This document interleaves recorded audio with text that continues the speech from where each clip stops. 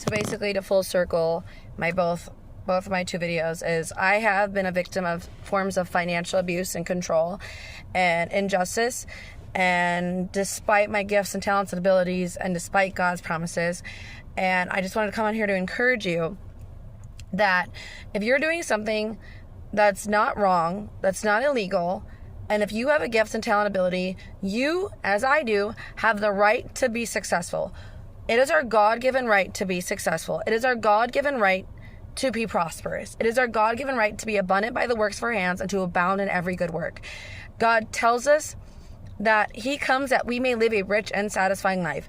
God tells us that he has the ability to provide us wealth without sorrow added to it.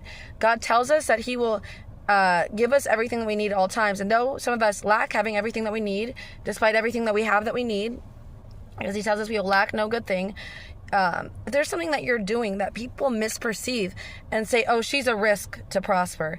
You are not a risk to prosper. You're keeping your nose clean as I'm keeping my nose clean. You have the right to prosper. Now, you're not keeping your nose clean. That doesn't mean you don't have the right to prosper. It means that you need to stop doing what you're doing that is meaning that you're not keeping your nose clean, meaning you're doing something that you shouldn't be doing, whatever it might be. But people will try to attack your identity. People will try to attack your work. People will try to attack your actions or your diagnoses. People will try to attack your Christianity. People will try to attack your imperfections. People will try to attack who you are versus who you intend to be and plan to be, and who you can be and who you are, even when you're not always the person that you tend to be for whatever reason. Because, sometimes we have things that we can't control going on in our body, or sometimes we just, have, whatever it is. Like for me, I have high levels of stress, which makes me sick, makes me tired. It exhausts me. It makes me throw up, or I have trauma, like whatever your situation, circumstances. Remember, you have the right to be abundant. But abundance is our birthright. And God tells us that he will prosper you and the works of your hands. These are our rights. And not only under the Constitution of America, liberty, justice, and peace for all. What does that mean?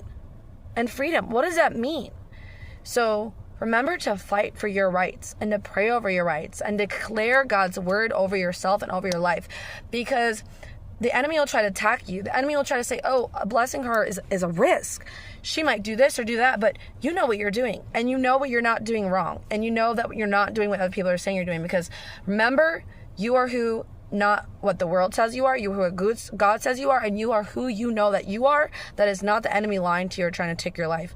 You are worthy. You deserve good things. You deserve to be abundant.